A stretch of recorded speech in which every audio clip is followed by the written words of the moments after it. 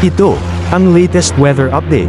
Alamin ang pinakasariwang ulat panahon ngayon dito sa Information TV Educational Channel 2. So unahin po muna natin yung mapapansin po natin itong sentro nitong si Bagyong Carina. As of 10 PM huling namataan tayong 305 kilometers silangan ng Apari, Cagayan. Nagtataglay po ito ng lakas ng hangin na umaabot ng 130 kilometers per hour malapit sa gitna at pagbugso na umaabot ng 160 kilometers per hour.